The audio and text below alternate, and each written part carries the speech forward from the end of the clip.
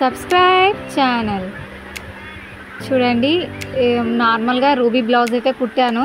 Cutting చూద్దాం అనుకున్నాను, కానీ నార్మల్గా ప్రతి ఒక్క బ్లౌజ్ ఎలా కట్ చేస్తారో అలాగే.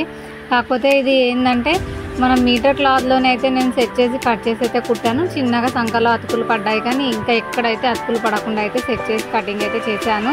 చూడండి, నీట్గా అయితే వచ్చింది. హెమ్మింగ్ కూడా చేశాను.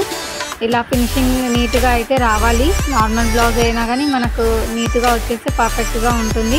చూడండి, ఎక్కువ మటుకైతే రూబీ బ్లౌజ్ అయితే ఎక్కువ కుట్టను. Normal blouse, ruby blouse cutting మీకు నేర్చుకోవాలని ఉన్నా కానీ నాకు కమెంట్ అయితే చేయండి. నేను ఎలా కటింగ్ చేసుకోవాలి, ఎలా క్లాత్ అనేది సెట్ చేసుకోవాలనేది కూడా నేను చెప్తాను. చూడండి, జాయింట్స్ పడ్డాయి, అతుకులు పడ్డాయి, కానీ అతుకులు కనిపించకుండా అయితే నేను సెట్ చేసి అయితే కుట్టాను. మిగతా ఎక్కడ కూడా క్లాత్ అనేది నేను వేరే పీస్ లాగా జాయిన్ చేసి కుట్టలేను. ఒకటి ఏంటంటే దీనికైతే సెట్ అయిపోయింది. క్లాత్ అతుకులు పడకుండా సెట్ చేశాను. ఇంకో బ్లౌజ్ ఉంది కదా, దానికి మాత్రం నేను కింద వీప్ పట్టికి మాత్రం బెల్ట్కి కొంచెం వేరే క్లాత్ అయితే వేయాల్సి వచ్చింది. ఎందుకంటే కొంచెమే క్లాత్ కానీ లేదు, అడ్జస్ట్ కాలేదు. అయితే నేను సెట్ చేసి అయితే వేసాను ఆ బ్లౌజ్కి అయితే. చూడండి, ఇలా నీట్గా అయితే ఫినిషింగ్ వచ్చింది. ఇది వచ్చేసి క్రాస్ కటింగ్ కాదు, నార్మల్ కటింగ్ అనమాట. క్రాస్ కటింగ్ బ్లౌజ్లకి ఇంకా ఎక్కువ క్లాత్ అయితే ఉండాల్సి వస్తుంది. సాదా కటింగ్ బ్లౌజ్కి కొంచెం క్లాత్ తక్కువ ఉన్నా కానీ సెట్ చేసి అయితే కుట్టేయచ్చు.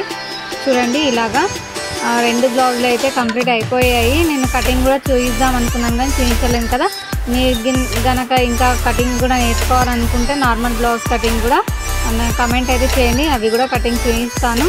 ఇది వచ్చేసి మెయిన్ ఏంటంటే ఈ బ్లౌజ్కి అనేది నేను అతుకు అయితే వేసాను వెనక వీప్ పట్టికి. ఛానల్కి సబ్స్క్రైబ్